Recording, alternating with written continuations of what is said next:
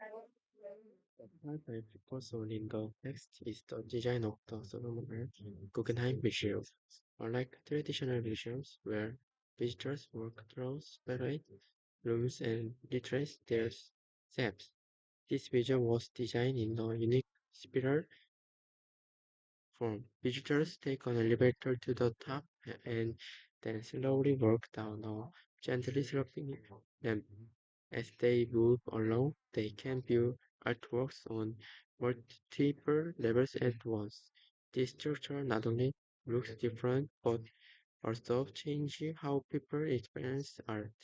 The museum's shape enhances its purpose. This is a great example of Frank Lloyd Wright's idea that form and function are one.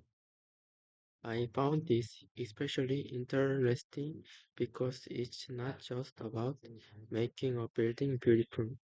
It's also about thinking carefully about how people use and move through the space.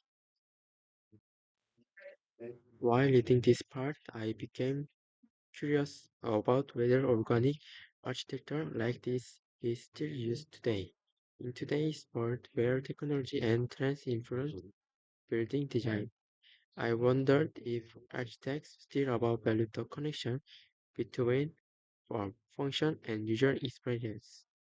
Are there still buildings today that follow follow well the organic principles? After doing some research, I found that many modern buildings still follow organic design ideas. For example, Apple Park in California was designed with nature, energy efficiency, and employee comfort in mind.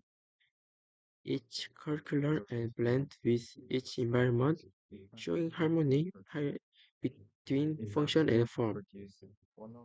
Another example is Bosco Vertical in Milan, which brings the nature into a city by covering tall buildings with trees and plants.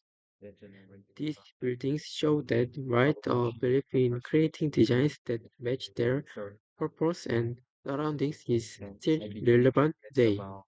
His idea that form and function are one continues to inspire architects around the world.